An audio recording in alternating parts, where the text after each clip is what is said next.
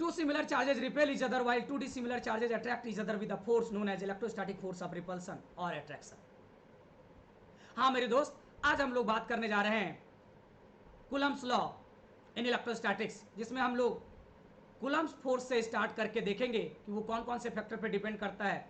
Then Coulomb's constant कौन कौन से फैक्टर पे डिपेंड करता है, उसका ऐसा यूनिट, डायमेंशन, फिर concept of electrical permittivity, concept of relative permittivity, dielectric constant and finally limitations of Coulomb's law. तो चलिए शुरू करते हैं। हेलो मेरे दोस्त, myself doctor A D Verma, welcome you all at हम सबका beautiful channel momentum the NEET Gurukulam. Here you will love physics, क्योंकि यहां हम बात करेंगे केवल नॉलेज की।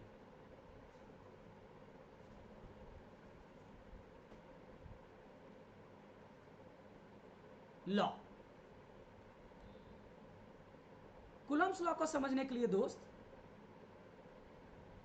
यहां पे एक पॉइंट चार्ज कंसीडर कर लिया, यहां पे एक पॉइंट चार्ज कंसीडर कर लिया। ये मान लो प्लस Q1 है, ये मान लो प्लस Q2 है। तो जाहिर सी बात है ये एक दूसरे को क्या करेगा, रिपेल करेगा।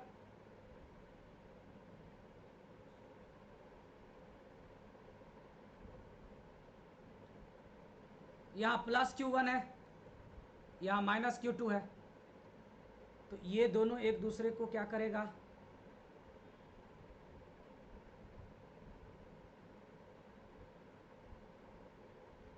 अट्रैक्ट करेगा।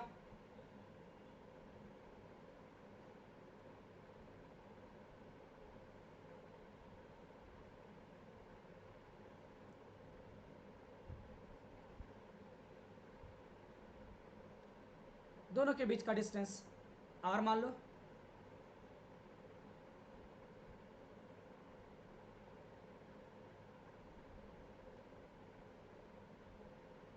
अब जिस फोर्स से ये अट्रैक्ट कर रहा है या रिपेल कर रहा है, that is called electrostatic force of repulsion और attraction. We can say that two similar charges repel each other while two dissimilar charges attract each other with a force known as electrostatic force of repulsion or electrostatic force of attraction. And मेरे दोस्त, according to Coulomb,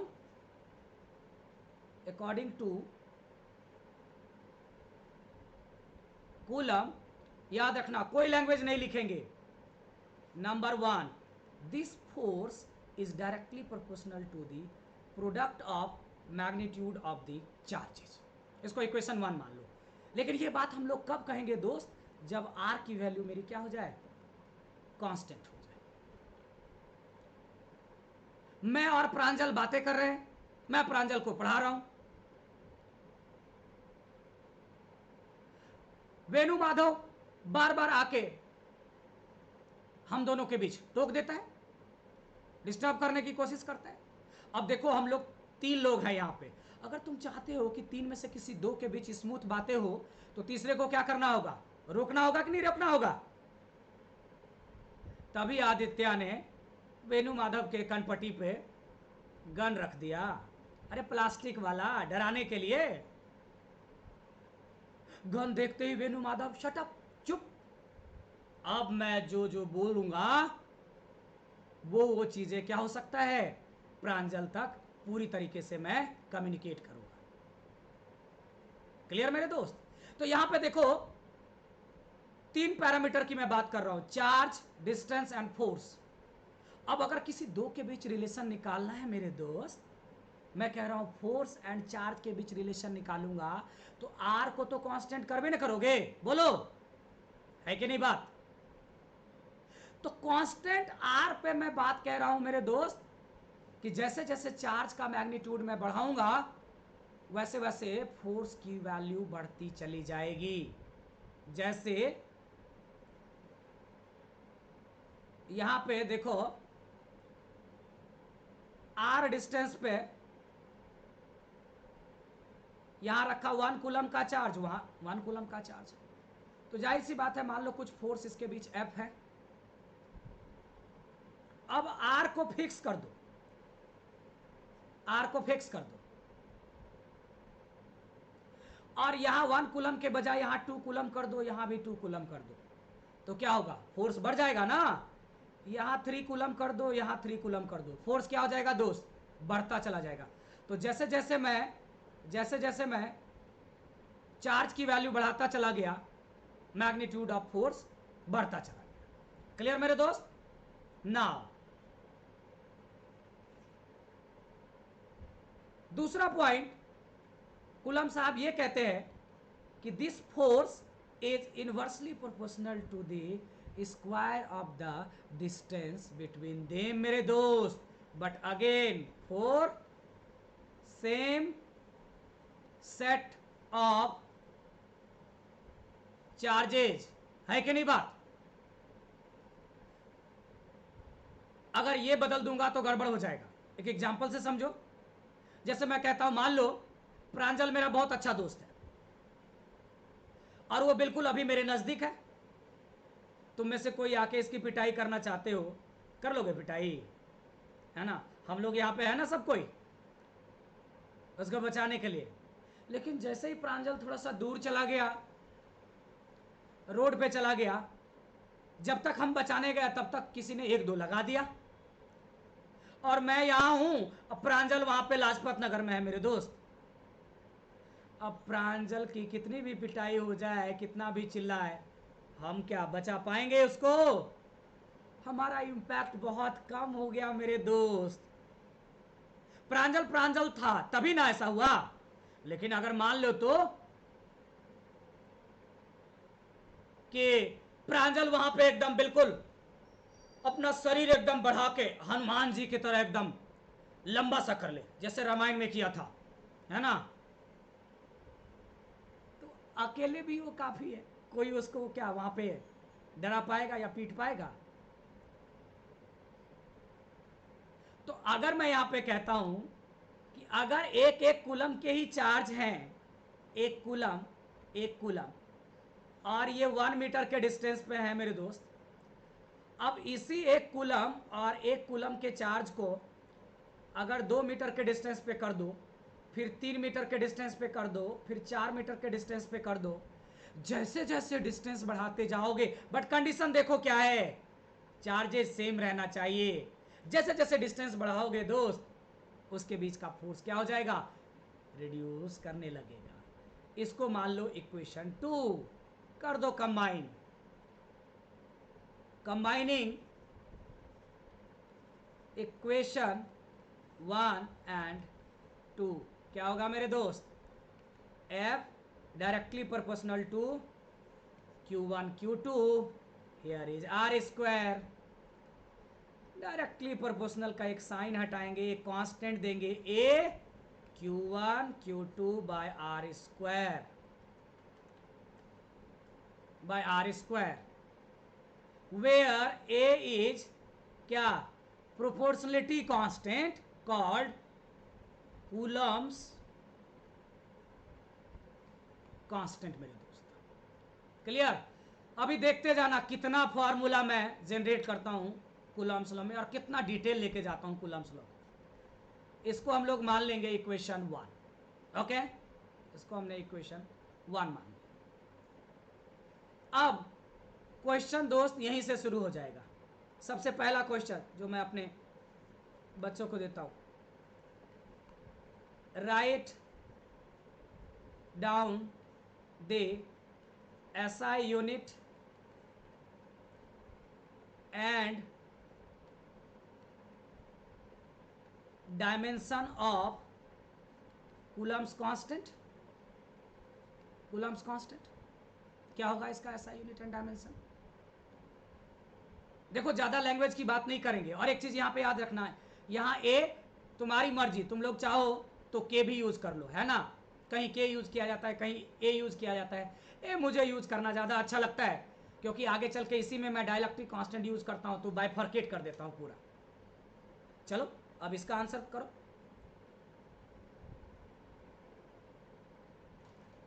देखो दोस्त, तो क्या हो जाएगा, मैंने क्या बताया था जब डायमेंशन लिखना सीखे थे तो पहले फॉर्मूला लिख दो, A Q1 Q2 बाई क्या, R स्क्वायर मेरे दोस्त। अब क्या हो जाएगा, तो क्रॉस मल्टीप्लीकेशन करो तो ए इज इक्वल टू क्या हो जाएगा, एफ इंटू आर स्क्वायर। अब यहाँ पे क्या हो जाएगा, Q1 इंटू Q2। तो इसका क्या हो जाएगा, फोर्स का न्यूटन, आर का मीटर, इस पे स्क्वायर है तो मीटर स्क्वायर, चार्ज का कूलम इंटू कूलम। क्या हो जाएगा मेरे दोस्त, newton metre square per coulomb square, newton metre square per coulomb square. ठीक है मेरे दोस्त। किसी ने बोला इसका डायमेंशन, तो डायमेंशन क्या हो जाएगा बोलो, तो ए इज इक्वल टू क्या हो जाएगा, एफ का MLT-2, इसका हो गया क्या, एल स्क्वायर। चार्ज का Q बराबर IT बताए थे, तो क्या लिखोगे इसको, कैपिटल I इंटू टी। अब फिर से क्या हो जाएगा, कैपिटल I इंटू टी। क्या हो गया ये, ML स्क्वायर और L क्यूब, और यहाँ पे देखो T और T, तो T पे स्क्वायर ऊपर गया तो -2 और -2 क्या हो गया, T पे -4, I एंड I स्क्वायर ऊपर गया I-2। This is the dimension of Coulomb's constant मेरे दोस्त। इसके बेसिस पे कोई बोला SI यूनिट इसका बताओ, तो क्या हो जाएगा मेरे दोस्त, kg मीटर क्यूब सेकेंड पे -4 एंड एम्पियर पे -2। अब किसी ने बोला दोस्त कि क्या ये यूनिट और ये यूनिट कोई डिफरेंस है क्या, कोई डिफरेंस नहीं है दोस्त। तो ये एमसीक्यूज में बना के पूछ सकता है, अगर ये दे दिया या अगर ऐसा दे दिया तो बोलेगा ये कौन सा फिजिकल क्वांटिटी है, तो आपको वहां पे, तो अगर वो पूछे क्या ना कि ये किससे रिजेंबल करता है, तो आपको जो है ना चॉइस में 4 दिया रहेगा, तो वहां आपको मैच करके बताना है ना, कि कौन सा इसके साथ मैच कर रहा है। आई होप दोनों में जो है ना सिमिलरिटी बिल्कुल समझ में आ गई आपको, क्लियर, कंफ्यूजन की कोई बात नहीं होनी चाहिए। नाउ नेक्स्ट क्वेश्चन,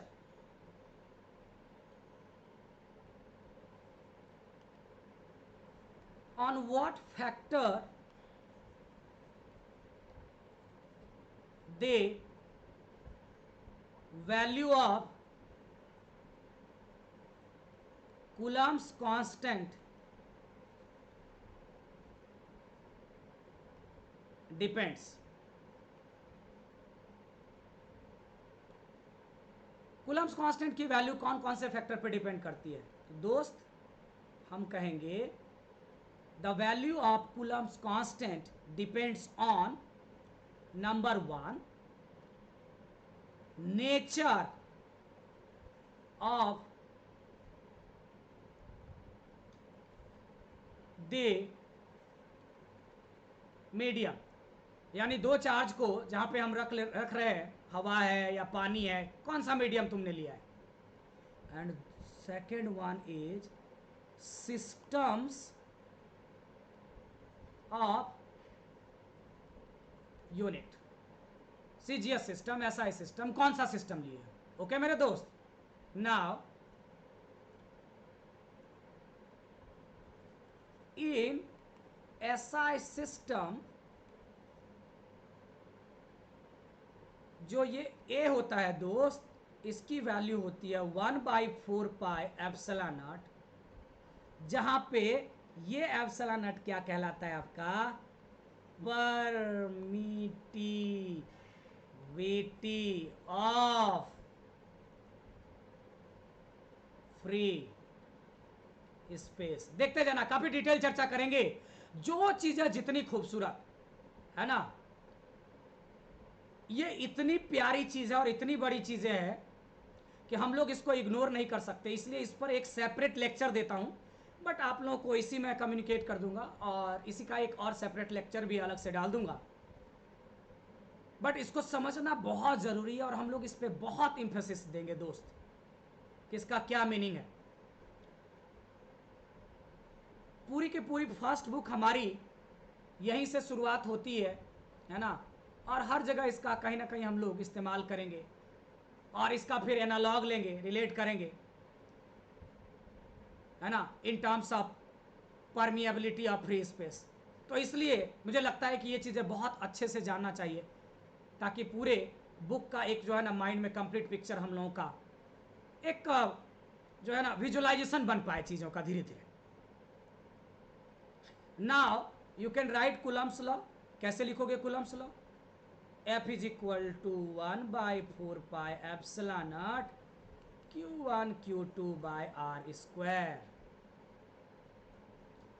इसको मान लो इक्वेशन 2। नाउ अगेन क्वेश्चन, पहले मैं यही लिख देता हूं।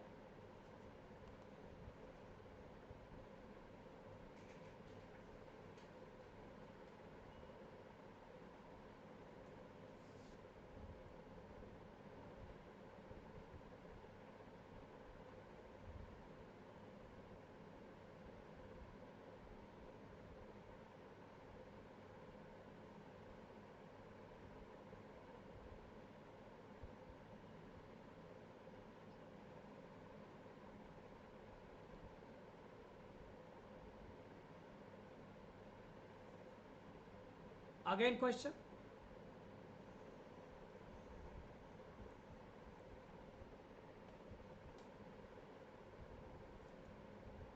नाउ अगेन क्वेश्चन के फॉर्म में मैं लिखता हूं, write down the SI unit and dimension of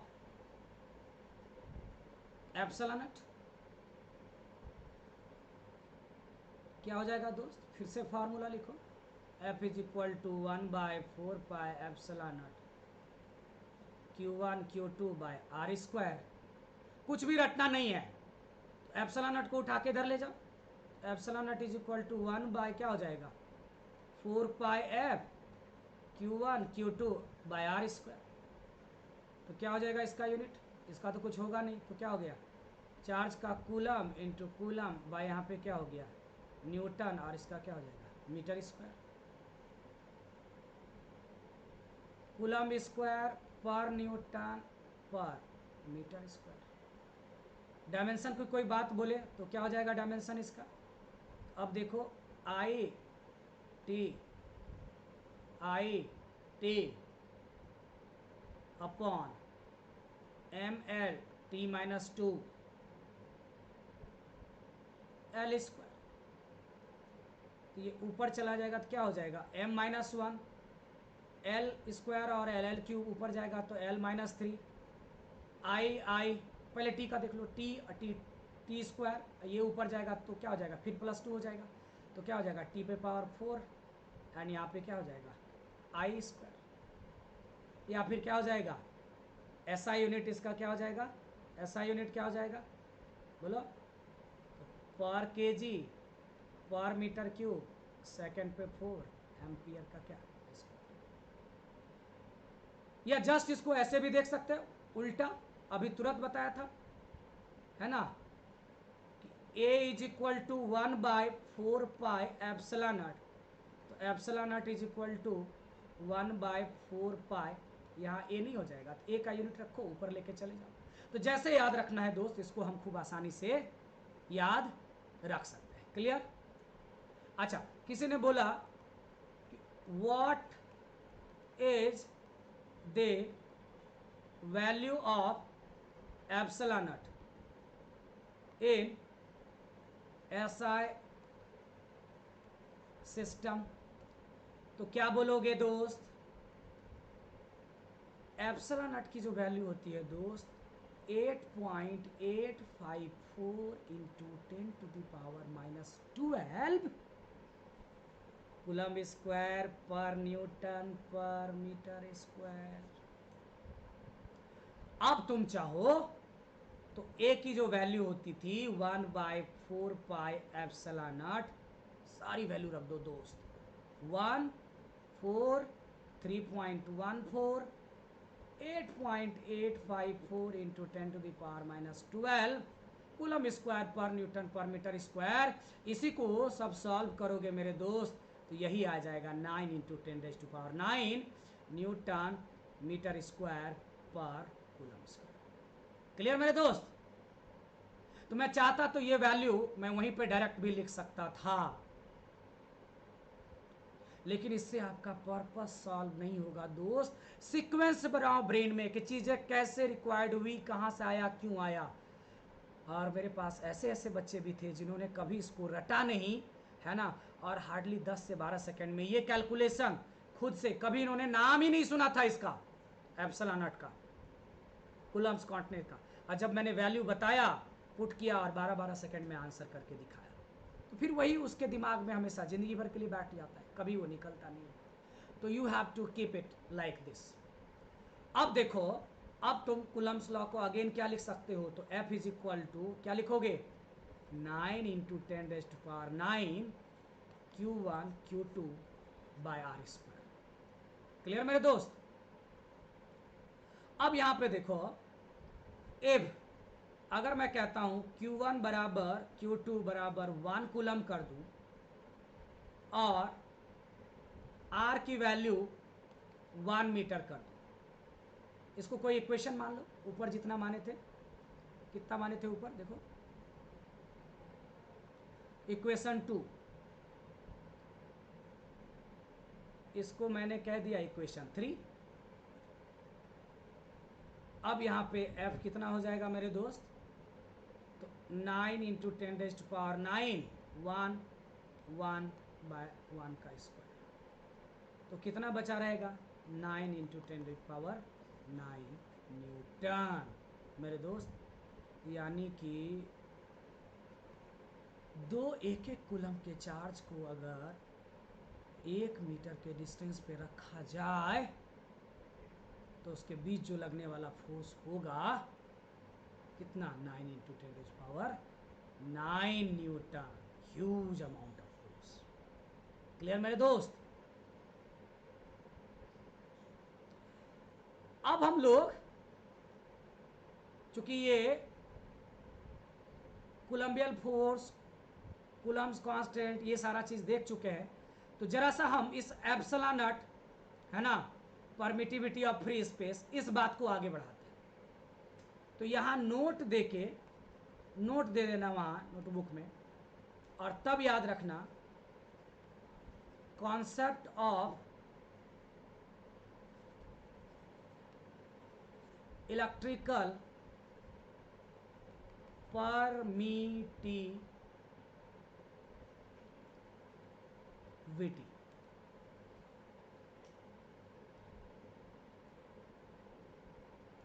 अब मुझे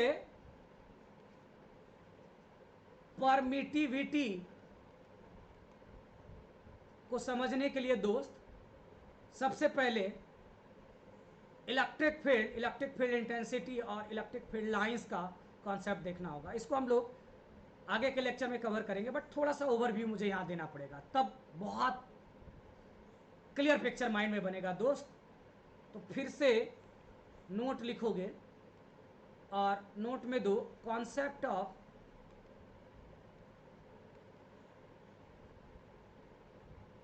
इलेक्ट्रिक फील्ड। ठीक है मेरे दोस्त? अब इलेक्ट्रिक फील्ड का क्या मीनिंग है? अब किसी ने तुम्हें कह दिया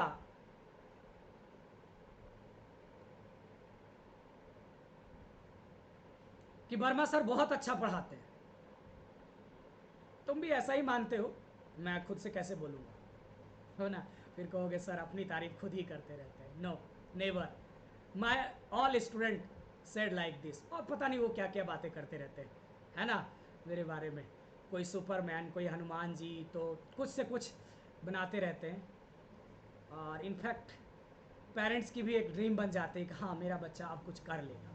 तो ठीक है, it's a part of my teaching life, बहुत अच्छी बात है। इसको हम लोग एक एग्जाम्पल से रिलेट करेंगे। अगर मैं पढ़ाता हूं मेरे दोस्त, तो ये सराउंडिंग में चारों ओर मेरा एक फील्ड है।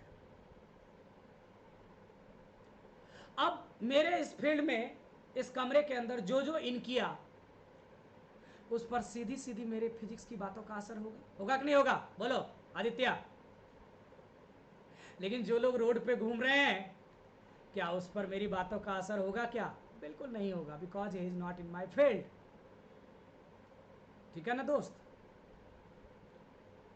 आदित्य बहुत बड़ा डॉन है इस एरिया का, दिल्ली का।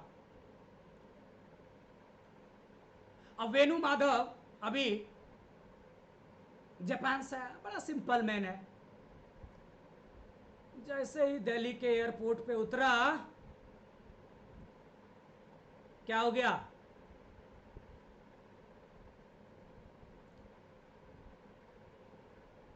प्रांजल जो है कहता है नहीं मैं भाई का आदमी हूं, तुमको दिल्ली में रहना है ना, तो भाई की बात माननी पड़ेगी, है ना। भाई को दुआ सलाम करना होगा, जो मूवी में चलता है, अंडरवर्ल्ड वाली मूवी। बस प्रांजल बड़ा सीधा साधा आदमी था, उसकी बात मान लिया। अब ना उससे दब के रह रहा है। अब किसी महीने उससे वो 10,000 मांग लेता है, किसी महीने 20,000 मांग लेता है भाई के नाम पे, उसको देना पड़ जाता है। अब उसका मन इतना बढ़ गया, प्रांजल लास्ट में दिल्ली छोड़ के मुंबई चला गया। अब पीछा करते करते किसी दिन वो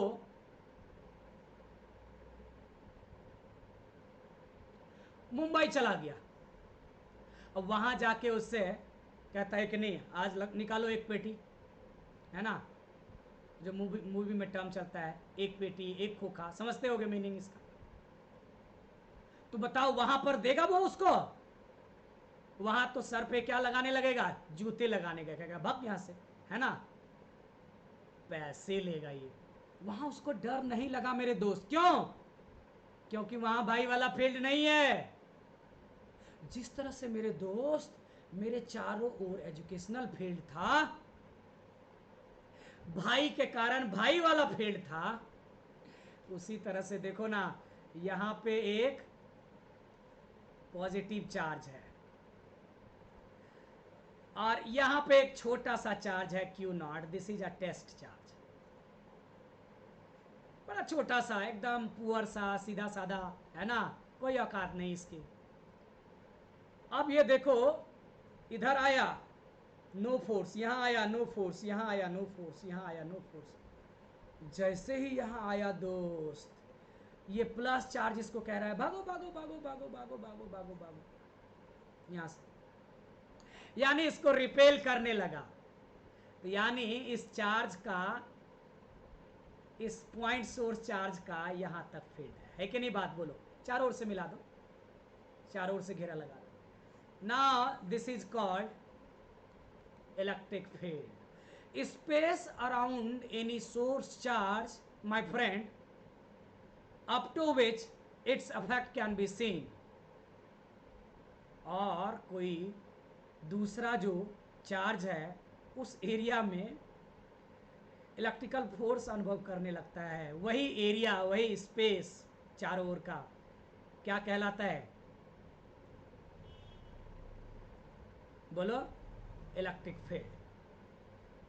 it is the space around any charge up to which,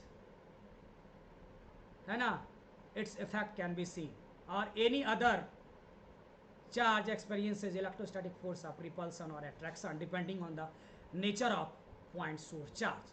If the nature of point source charge is positive, it will repel this plus this q naught, and if it will be negative, it will attract।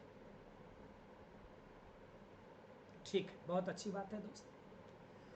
अब ये electric field तुम्हें समझ में आ गया कि electric field चारों ओर का क्या है? स्पेस है किसी पॉइंट सोर्स चार्ज के, जहां तक वो अपना प्रभाव दिखाता है। अरे भाई इलेक्ट्रिक फील्ड है इस सोर्स चार्ज का, तो कितना स्ट्रांग है। एडी वर्मा सर पढ़ाते हैं, कितना अच्छा पढ़ाते हैं, कोई ना कोई तो मेजरमेंट होगा ना। तुम सबको पढ़ाया और तुम सब एमबीबीएस क्वालिफाई कर गए, तो फील्ड मेरा बहुत स्ट्रांग था। और तुम सबको पढ़ाया और सब क्वालिफाई तक नहीं कर पाए, इसका मतलब क्या हुआ? मैं बहुत घटिया पढ़ाता हूँ। ऐसा होगा नहीं, आज तक कभी लाइफ में ऐसा हुआ नहीं, है ना। तो ऐसे थोड़े ना बच्चे यहां से लेके कैम्ब्रिज तक है। तो अब पढ़ाई में दम है बच्चे कहते हैं, तो कितना दम है भाई? ये इस बात पे डिपेंड करता है दोस्त कि मैं हर इंडिविजुअल स्टूडेंट के माइंड पे कितना इम्पैक्ट डालता हूँ फिजिक्स में, उसकी लर्निंग पोटेंशियल को मैं कितना इंक्रीज करवा पाता हूँ, इससे मेरा स्ट्रेंथ पता चलेगा। Here strength of electric field is measured in terms of electric field intensity. Capital E से दिखा दो इसको। It is measured as force per unit test charge in an electric field. मेरे दोस्त देखो तो उस गिवन इलेक्ट्रिक फील्ड में क्यू नॉट चार्ज पे देखो एफ फोर्स लगता है, यूनिटरी मैटर, 10 रुपया में 12 आम, तो 1 रुपया में कैठो आम, तो क्यू नॉट चार्ज पे एफ फोर्स लगता है, तो यूनिट चार्ज पे क्या फोर्स लगेगा दोस्त, एफ बाई क्यू नॉट। इसी को हम लोग कहेंगे electric field intensity is equal to F by q naught. It is measured as force per unit test charge in an electric field. अगर वेक्टोरिकली लिखना चाहो तो क्या हो जाएगा, E is equal to F by Q.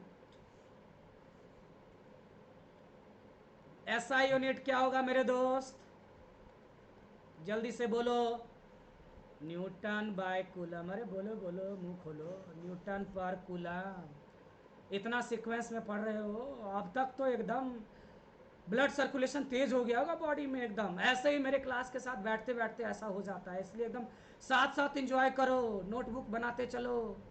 Clear? Dimension अब खुद भी तुम लिख लेना, डायमेंशन चलो लिख ही देता हूँ, तुम भी क्या बोलोगे, सर क्यों हमें जो है ना कोई काम असाइन कर देते हैं। MLT-2, क्योंकि हम तो बच्चे हैं, हमारा काम है खाली लेक्चर सुनना, हमारा काम लिखना थोड़े है, पढ़ना थोड़े है ना। हम तो ऐसे ही करते करते तैयारी कर जाएंगे। बेटे ऐसे कुछ नहीं होगा, इन्वॉल्व होना होगा, इंटरेक्टिव बनना पड़ेगा, है ना। माहौल बनाओ, माहौल माहौल माहौल तो बनाना पड़ेगा, है ना। सोते जागते उठते बैठते खाते, है ना, आँख खुलाओ तब भी देखो doctor doctor doctor, NEET NEET NEET, है ना, तब जाके डॉक्टर बनोगे बाबू। MLT-2 और यहाँ पे हो गया IT, तो क्या लिखोगे इसको, MLT-3 I-1। इसके बेसिस पे अगर यूनिट लिखना चाहो तो लिख दो kg, कौन सा unit, SI unit, kg metre second पे -3 एम्पियर पे -1। चलो अब ये सब छोटी छोटी बातें नहीं करेंगे। इलेक्ट्रिक फील्ड इंटेंसिटी, अच्छा मेरे दोस्त, अब इलेक्ट्रिक फील्ड इंटेंसिटी एक वेक्टर क्वांटिटी है, तो इसका डायरेक्शन दिखाओगे ना हर पॉइंट पे। तो इलेक्ट्रिक फील्ड के डायरेक्शन को दिखाने के लिए दोस्त एक और कॉन्सेप्ट दिया गया जिसको कहा गया इलेक्ट्रिक फील्ड लाइंस। अब इलेक्ट्रिक फील्ड लाइंस क्या कहता है दोस्त,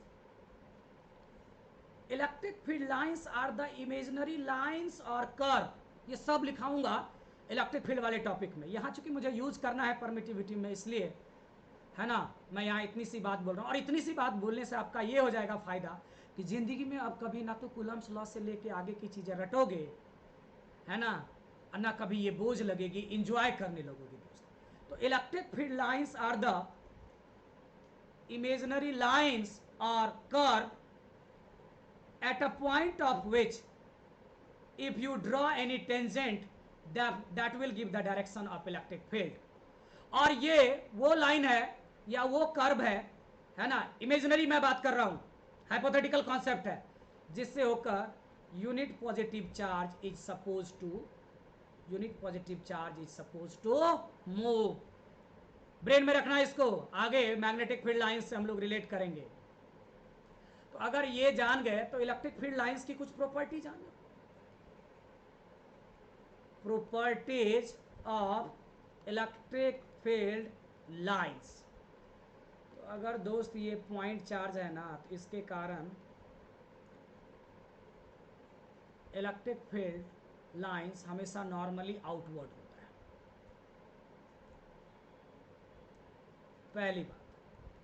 दूसरी बात, अगर ये नेगेटिव चार्ज है दोस्त, तो electric field lines are normally inward.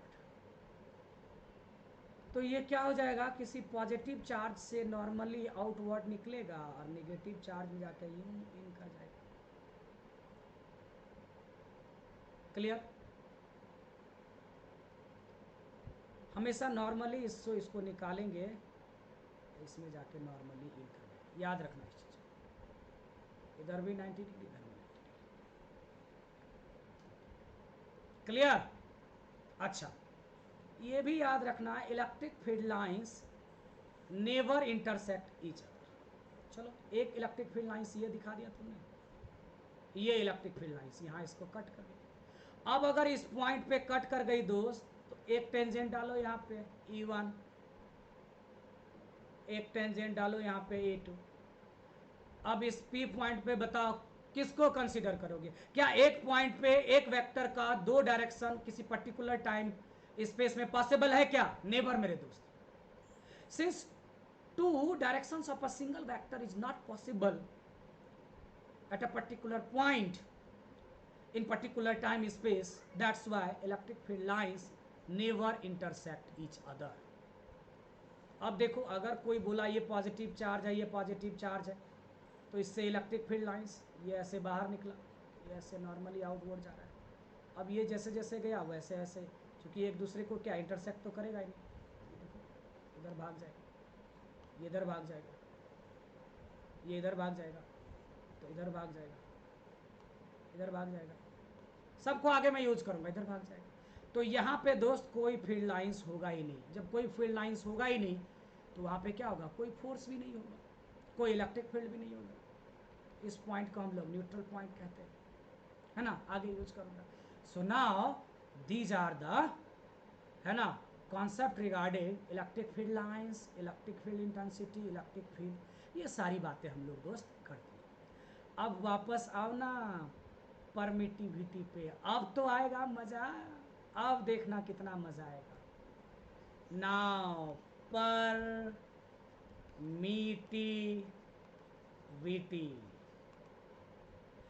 It is, इसको मैं लिखूंगा, it is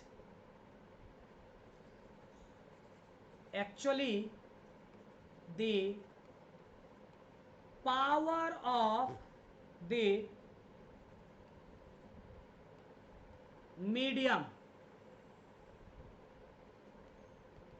which has the ability to stop the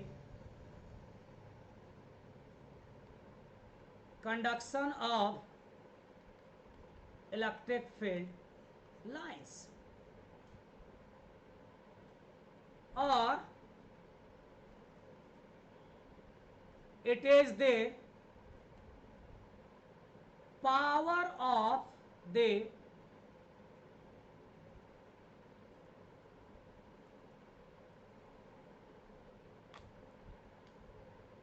or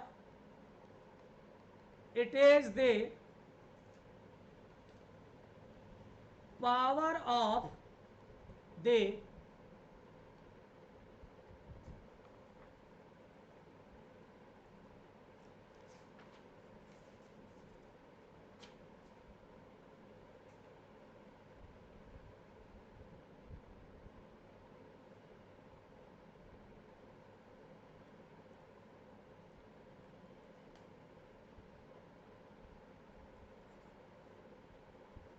or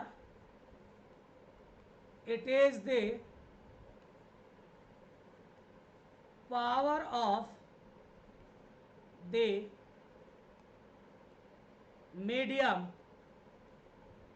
which has the ability to affect the magnitude of force between two charges kept in that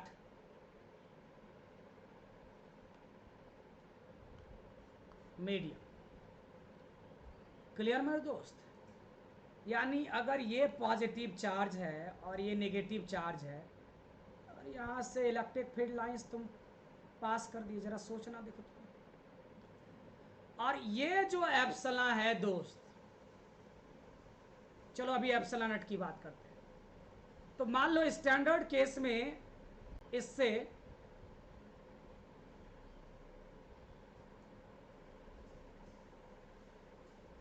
पांच electric field lines pass किया।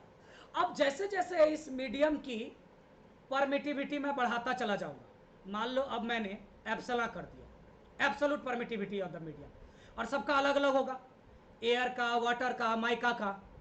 तो जैसे जैसे medium की दोस्त permittivity बढ़ाते जाओगे तुम, कहीं ना कहीं ये क्या करेगा, इससे जो होकर गुजरने वाला इलेक्ट्रिक फील्ड लाइंस है दोस्त, इसका ये अपोज करेगा। यानी जितना ज्यादा हायर परमिटिविटी उतना नंबर ऑफ फील्ड लाइंस कम गुजरेगा दोस्त। बात समझ में आ रही है कि नहीं आ रही है?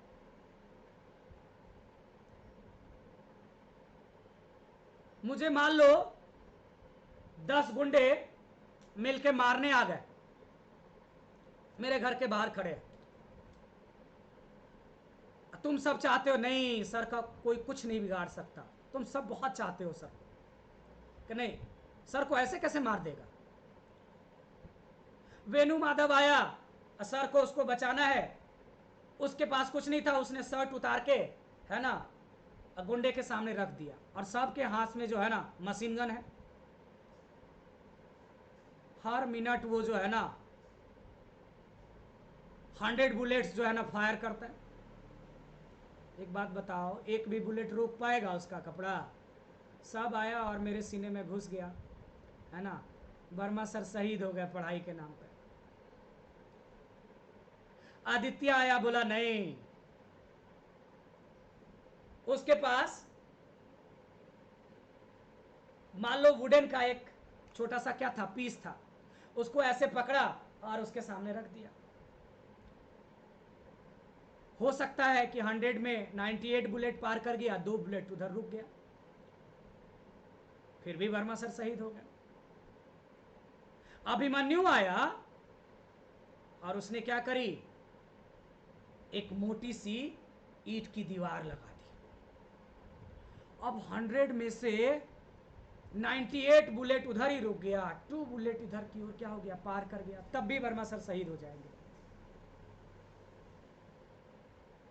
अब की प्रांजल आया और उसने क्या किया, 5 फीट मोटी जो है ना लोहे की दीवार बना दी मेरे दोस्त। बोला चला गोली जितना तेरे को चलानी है ना। सर को चारों ओर से एक बंकर टाइप का बना के शील्ड कर दिए। बोले सर आप पढ़ाते रहिए, देखते हैं ये लोग कितना बुलेट बरसाता है। अब वो पर मिनट 100 बुलेट क्या, 500, 1000, 2000 बुलेट वो क्या करे, चलाते रहे, कोई फर्क नहीं पड़ेगा। वर्मा सर तो आराम से यहाँ पे क्या कर रहे हैं, क्लास ले रहे हैं। तो ये कपड़ा, लकड़ी, है ना, दीवार, लोहे की दीवार, ये सब क्या था दोस्त, मीडियम था ना, जो बुलेट को रोका। और मीडियम जितना पावरफुल हुआ, बुलेट उतना कम पास किया।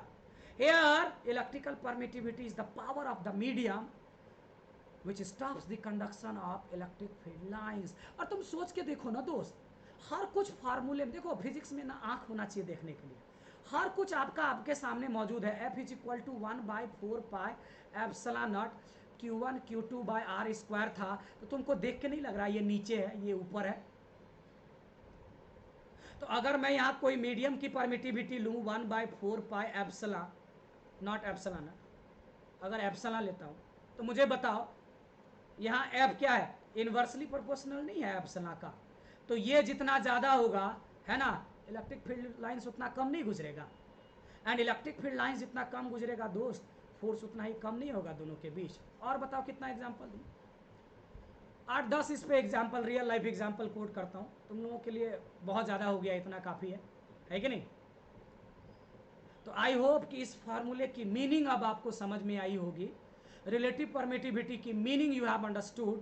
Permittivity is nothing but the power of the medium, और ये जितना ज्यादा होगा, यानी कि ये डिसाइडिंग फैक्टर होगा मेरे दोस्त, ये डिसाइड होगा कि कितना फील्ड लाइंस मैं उधर की ओर जाने दूंगा और कितना नहीं जाने दूंगा। जितना ये ताकतवर होगा बोलेगा उतना कम जाओगे, जितना ये कमजोर होगा कहेगा उतना चले जाओ मेरे दोस्त। यही वजह है, आगे चल के देखेंगे कि दो चार्ज पार्टिकल को सेम डिस्टेंस पर, है ना, एयर में रखते हैं और उसी चार्ज पार्टिकल को वाटर में रख देते हैं, फोर्स का मैग्नीट्यूड चेंज कर जाता है मेरे दोस्त। आई होप क्लियर ना। परमिटिविटी का मीनिंग क्लियर हुआ। अब अगर परमिटिविटी का मीनिंग दोस्त क्लियर हुआ तो यहीं पे देख लो कॉन्सेप्ट ऑफ रिलेटिव परमिटिविटी, इसको पढ़ेंगे दोस्त एप्सिलॉन, और यहां आर लगा दिए, एप्सिलॉन आर। बोलो 10 बार epsilon R, epsilon R, epsilon R, epsilon R, तो क्या सुनाई पड़ेगा, epsilon R, epsilon R, epsilon R, ठीक है ना। It was like Osama bin Laden, all this things. तो जो जितना पावरफुल है ना, उसको क्या करेंगे हम लोग दोस्त, उतनी ही शिद्दत से क्या करेंगे, उसका हिसाब किताब लगाएंगे। देखो ओसामा बिन लादेन का कैसे हिसाब किताब लगाया, अमेरिका ने कितने सालों साल जासूसी करी, है ना, सैटेलाइट से नज़र रखा, सब कुछ करने के बाद तब रातों रात जो है ना अपना सील कमांडो भेज के तब उसको क्या किया, मरवाया। और उसके बाद फिर क्या हुआ, देन आफ्टर जो है ना उसको कहीं समुद्र में बीच में ले जाके क्या किया गया, दफनाया गया, है कि नहीं। क्योंकि पूरी दुनिया में उसका फील्ड इतना ताकतवर था कि नाम लेते ही लोग डर जाते थे, है कि नहीं बात। तो सिंपल सी बात है, जो जितना पावरफुल है ना, मेरा सिंपल सा फंडा है फिजिक्स में, जो चीज़ है जितनी ताकतवर, जितनी टफ, उसका हिसाब किताब भी उतनी ही शिद्दत से और उतना ही आराम आराम से लगाओ, फिर कुछ रहेगा नहीं उसमें जानने के लिए ना। सी मेरे दोस्त, अब यहाँ भी इसको एक एग्जाम्पल से हम लोग कोट करेंगे, एप्सिलॉन आर, बहुत ही बढ़िया, ये एप्सिलॉन नॉट एक स्टैंडर्ड वैल्यू। मैंने कहा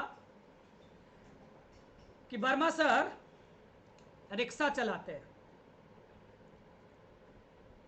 और रिक्शा चलाने के बाद 100 रुपया उन्होंने कमा लिया, ओके। तो मान लो सोसाइटी का रिच पीपल है और रिचनेस का ये एक मिनिमम स्टैंडर्ड है दोस्तों, सेट कर दिया तुम सबने मिलकर कि वर्मा सर ने आज 100 रुपया कमाया, चलो रिच पीपल होगा, लेकिन रिचनेस में सबसे मिनिमम स्टैंडर्ड हो गया। अब शंभू क्या करेगा, उसने ऑटो रिक्शा चला लिया। तो वर्मा सर ने, एक एग्जांपल से समझा रहा हूं, समझने की कोशिश करना, जिंदगी में नहीं भूलोगे कभी रिलेटिव परमिटिविटी। वर्मा सर 100 रुपया कमाया, रिचनेस का मिनिमम स्टैंडर्ड। शंभू ने 300 रुपया कमा लिया, तो 300 रुपया तो उसकी अपनी कमाई है दोस्त, उसका एब्सोल्यूट इनकम है, उसकी गाढ़ी कमाई है। वर्मा सर से कितना गुना रिच, तो 300 में 100 से डिवाइड कर दो, 3 गुना। रजनी आई और उसने कार चला लिया और उसने फिर 600 रुपया कमा लिया, कितना गुना ज्यादा, 6 गुना ज्यादा। तो उसके पैसे में, उसकी कमाई में वर्मा सर की कमाई से डिवाइड करोगे ना। तानिया आई, उसने ओला उबर का कार चला लिया, मान लो वो 900 रुपीज कमा लेती है, तो क्या हो गया। अब मुझे बताओ, ये सब लोग, इनकी ये सब अपनी अपनी खून पसीने की कमाई है, खूब दिन भर मेहनत करते हैं, वो तब इतना पैसा कमाते हैं, और ये वर्मा सर की अपनी मेहनत की कमाई है। तो this is the absolute permittivity of free space and this is the absolute permittivity of क्या, एनी मीडियम। तो मिनिमम स्टैंडर्ड से जो डिवाइड करोगे दोस्त, एब्सोल्यूट वाले हर मीडियम का जो अपना अपना एब्सोल्यूट परमिटिविटी है, तो उसमें जो डिवाइड करोगे दोस्त, उसी से तो पता चलेगा रिलेटिव कि वर्मा सर के तुलना में कितना ज्यादा रिच थे ये लोग। नहीं समझे बात को? प्रांजल ने हेलीकॉप्टर चला दिया, है ना, इसको 1000 रुपीज मिल गई। एक एग्जाम्पल है, हेलीकॉप्टर में वैसे सैलरी बहुत मिलती है पायलट्स को, है कि नहीं? तो एक एग्जाम्पल के थ्रू हम लोग कोट कर रहे हैं। तो ये क्या हो गया दोस्त, 3 गुना, ये 6 गुना, ये 9 गुना, ये 10 गुना। ये एक रिलेटिव टर्म हमने ढूंढने की कोशिश करी दोस्त। I hope it is clear for everyone.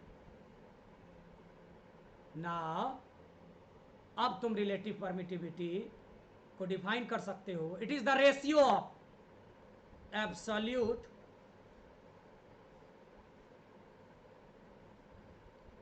permittivity of any medium divided by, क्या हो जाएगा बोलो, divided by permittivity of free space मेरे दोस्त। तो अब कोई बोले अगर ऐसा यूनिट बोलो रिलेटिव परमिटिविटी का, क्या हो जाएगा, कूलम स्क्वायर पर न्यूटन पर मीटर स्क्वायर। अभी पहले किए थे, अगेन नीचे कूलम स्क्वायर पर न्यूटन पर मीटर स्क्वायर। तो दोनों मिलके क्या हो जाएगा, इसका कोई भी यूनिट नहीं होगा दोस्त, it will be simply a number, क्योंकि सेम फिजिकल क्वांटिटी का रेशियो है। अगेन डायमेंशन कोई बोले तो क्या हो जाएगा मेरे दोस्त, नो डायमेंशन, यानी m0 l0 t0।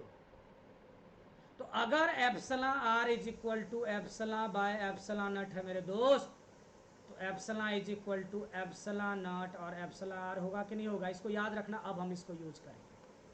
So now you have got the concept of permittivity. ये पावर का एक मीडियम था जो ये डिसाइड करता है कि कितना फील्ड लाइंस पास करेगा उस मीडियम में, है ना, पॉजिटिव चार्ज से नेगेटिव चार्ज की ओर या दो चार्ज के बीच।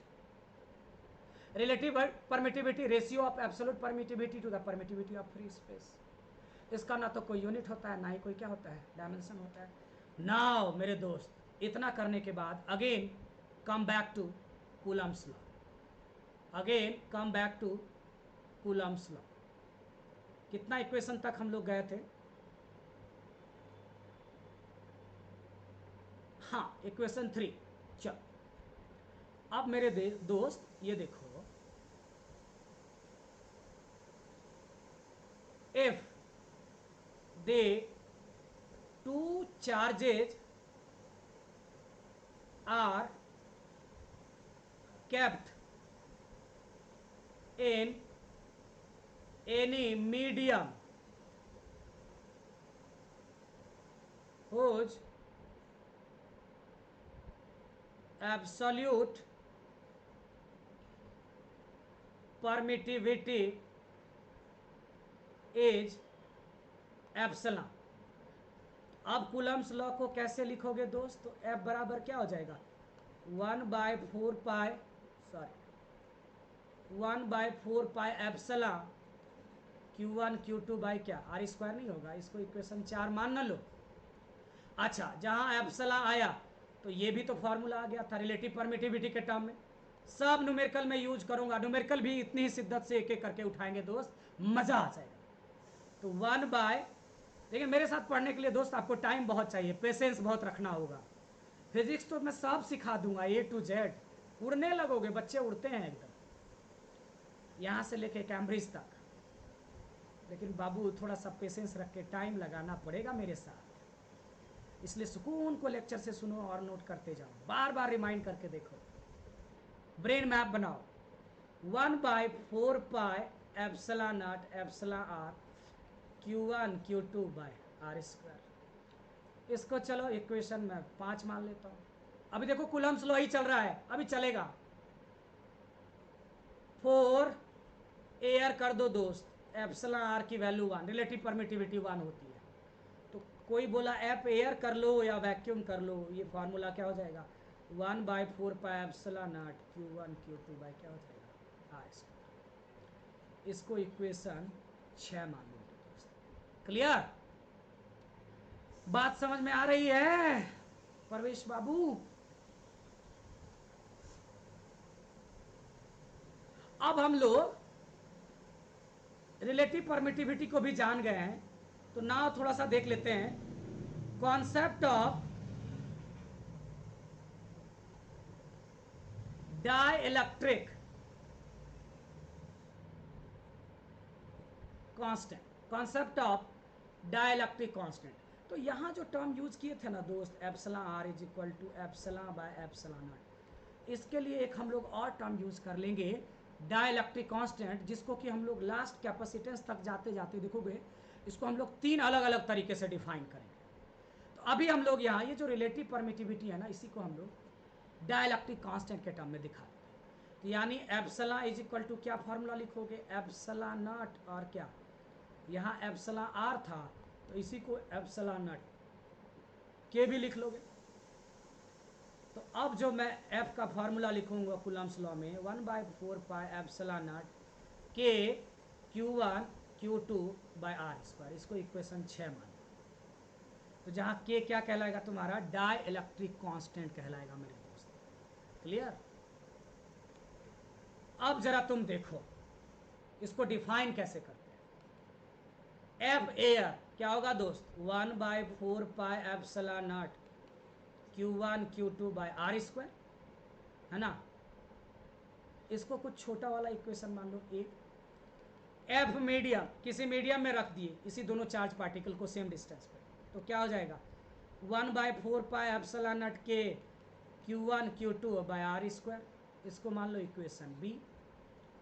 चलो ए में बी को डिवाइड कर दो, ए में बी से डिवाइड कर दो, F air by F medium क्या हो जाएगा दोस्त 1/4 pi epsilon naught Q1 Q2 by R² whole divided by क्या हो गया 1/4 पाई एप्सिलॉन नॉट के Q1 Q2 बाय क्या हो गया R²। सब गया काम से, सब गया काम से, खाली के बच गया, ये ऊपर चला जाएगा। तो F air by F medium बराबर क्या हो जाएगा दोस्त के नहीं हो जाएगा, इसको इक्वेशन सी मान लो। Now you can define the dielectric constant as, my friend, किसकी मैं बात कर रहा हूं, it is the ratio of force between two charged particle kept in air to the force between the same charged particle kept at same distance in any medium। दो charge को लो और दोनों को मेरे दोस्त एयर में रख दो, तब उसके बीच जो फोर्स लगेगा सेम दोनों चार्ज पार्टिकल को उतने ही डिस्टेंस पे किसी मीडियम में रख दो और उस कंडीशन में जो फोर्स आएगा दोनों का रेशियो ले लो दोस्त, उसी से हमारा क्या हो जाएगा डाइलेक्ट्रिक कांस्टेंट बन जाएगा। तो इसको दोस्त याद रखना please. Clear? I hope everything okay up to now. ठीक है मेरे दोस्त? तो ये जितनी भी बात की है अभी तक, ये सब हम लोग डिफरेंट डिफरेंट टर्मिनोलॉजी और डिफरेंट डिफरेंट कॉन्टेक्स्ट में हमने कूलम्स फोर्स को देखा और एसआई सिस्टम में कंसीडर किए थे। तो याद रहे यहाँ Q1 Q2 किस में लोगे तुम, कूलम में लोगे, और आर मीटर में लोगे, तो फोर्स क्या हो जाएगा न्यूटन में। अब जरा सीजीएस सिस्टम में देख लेते हैं दोस्त। दे value of A Coulomb's constant in, अब तक हमने एसआई सिस्टम की बात करी थी, ए इन CGS सिस्टम, तो A इज इक्वल टू दोस्त 1/k हो जाता है। तो यानी ऐसे केस में फोर्स बराबर क्या हो जाएगा 1/k Q1 Q2 by R²। इसको इक्वेशन 7 मान लो, जहां Q1 Q1 एंड Q2 किस में लोगे, काहे में लोगे बोलो, स्टार्ट कूलम। अरे बताए थे इनिशियल में, बोलो ना यार, नहीं बोलोगे तो कैसे काम चलेगा। एंड आर काहे में लेंगे, सेंटीमीटर में लेंगे। तो फोर्स काहे में होगा, डायन में होगा। नहीं समझे बात को, बोलो बोलो बोलो। तो इस तरह से मेरे दोस्त कूलम्स लॉ को हमने डिस्क्राइब किया है ना। अब हम लोग जरा सा इसका कंक्लूजन देख लेते हैं, ताकि हम लोग न्यूमेरिकल बनाने में इसका इस्तेमाल कर सकें। तो पहला तो याद रखना, F directly proportional to Q1 Q2 कब होगा, जब R कांस्टेंट होगा और सेम मीडिया होगा, मीडियम एक ही मीडियम में रखे हो, है कि नहीं बात। दूसरा F डायरेक्टली प्रोपोर्शनल टू क्या, 1/r², यानी इन्वर्सली प्रोपोर्शनल टू r²। कब, फॉर सेम, अब पूरा देखो, for same set of charge, चलो मैं क्यों दिखा देता हूँ, एंड क्या, सेम मीडियम, मीडियम तुमने नहीं बदला, क्लियर। तीसरा क्या करोगे, एफ इन्वर्सली प्रोपोर्शनल टू क्या, रिलेटिव परमिटिविटी, या इसी को कहोगे F inversely proportional to dielectric constant. कब, जब क्या हो जाए, सेम सेट ऑफ चार्जेज क्या होगा, आर बराबर क्या हो जाए, constant. Same set of charge को सेम डिस्टेंस पे रखोगे। तो इस तरह से हम लोग क्या कर सकते हैं, डिफरेंट डिफरेंट रिलेशंस देख लेंगे इसका use. Now finally limitations of Coulomb's law. आज थोड़ा सा बड़ा हो गया, नहीं दोस्त, बहुत लंबी लेक्चर होगी, कोई बात नहीं है, कभी कभी चलता है, धीरे धीरे आपको स्टेमिना भी बढ़ाना है, बेयर करना है। मैं तो 2-2 घंटे की लेक्चर ले लेता हूँ, एक साथ शूट भी कर देता हूँ क्लास में, लेकिन बच्चों ने फिर मना किया काफ़ी समय से कि नहीं सर, आप लंबी लंबी लेक्चर के बजाय छोटी छोटी लेक्चर लो, वही ज़्यादा अच्छा है ना। चलो कूलम्स लॉ देखते हैं। तो दोस्त सबसे पहले ये तो पॉइंट चार्ज के लिए एप्लीकेबल होता है ना। ये इसका बहुत बड़ा लिमिटेशंस है, आगे चल के इसी को दूर करेंगे जब हम लोग गॉस लॉ की बात करेंगे। दूसरा, ये स्टेशनरी चार्ज के लिए लागू होता है, स्टेशनरी चार्ज के लिए लागू होता है। ये डिस्टेंस होनी चाहिए, है ना, वो 10⁻⁻15 मीटर से ज़्यादा होना चाहिए दोस्त, क्योंकि इसके नीचे जब हम जाएंगे तो वहाँ पे न्यूक्लियर फोर्स जो है ना एक्शन में आ जाता है ना। जब हम लोग स्ट्रांग न्यूक्लियर फोर्स की बात करेंगे, आगे देखेंगे न्यूक्लियस चैप्टर में। तो ये सब लिमिटेशंस था कूलम्स लॉ का, ये सबको दिमाग में रखोगे, ओके, क्लियर मेरे दोस्त। कुछ बातें हम लोग मिसलेनियस में बात कर लेते हैं। जब हम लोग कूलम्स लॉ में पढ़े हैं तो थोड़ा सा और भी मज़ा आएगा, ज़रा देखना। अब देखो कूलम्स लॉ को जब मैं पढ़ाता हूँ ना, तो इसको एक रेफरेंस से रिलेट कर देता हूँ, और जैसे इसको एक रेफरेंस दोगे ना दोस्त, मज़ा आ जाएगा तुम्हारी लाइफ में। अब इसको मैं रेफरेंस कैसे देता हूँ, तो देखना, करंट में सब कोई 11th की टॉपिक पढ़े हो, मास m1 मान लो, यहाँ पे पॉइंट मास, ये भी मास एक m2 मान लो, और दोनों के बीच जो फोर्स लगता है ग्रेविटेशनल फोर्स, ओके, ठीक है मेरे दोस्त। तो F directly proportional to m1 m2 and inversely proportional to square of the distance between them. तो F डायरेक्टली प्रोपोर्शनल का साइन हटाएगा, यहाँ कांस्टेंट दोगे J, डायरेक्टली प्रोपोर्शनल का साइन हटाओगे, यहाँ कांस्टेंट दोगे G, m1 m2 बाई क्या, r², जहाँ G को यूनिवर्सल ग्रेविटेशनल कांस्टेंट कहते हो। तो जो काम यहाँ मास का था दोस्त, वही काम यहाँ पे चार्ज का ले लो ना, Q2 Q1, distance r, analogue हो गया, एनालॉग हो गया, यहाँ मास और यहाँ पे चार्ज, क्लियर मेरे दोस्त। तो यहाँ ग्रेविटेशनल फोर्स था, तो यहाँ पे क्या हो जाएगा, इलेक्ट्रोस्टैटिक फोर्स। हाँ, ये याद रखेंगे कि ये अट्रैक्टिव नेचर का था, जबकि ये अट्रैक्टिव और रिपल्सिव कुछ भी हो सकती है। तो यहाँ पे ये ग्रेविटेशनल फोर्स था मेरे दोस्त, यहाँ पे क्या हो जाएगा, electrostatic force directly proportional to the product of the magnitude of the charges and inversely proportional to the square of the distance between them, दोनों में सेम। यहाँ डायरेक्टली प्रोपोर्शनल का साइन हटाए थे, यूनिवर्सल ग्रेविटेशनल कांस्टेंट, इसको कहते हैं UGC, university grant commission, तुम लोग याद रखना, यूनिवर्सल ग्रेविटेशनल कांस्टेंट। यहां डायरेक्टली प्रोपोर्शनल का साइन हटाऊंगा दोस्त, एफ ई बराबर क्या, ए Q1 Q2 by r square. इसको हम लोग कूलम्स कांस्टेंट इन इलेक्ट्रोस्टैटिक्स कहेंगे। ठीक है मेरे दोस्त, and this all will come in the same way in my book, बहुत जल्दी आ जाएगी, डोंट वरी।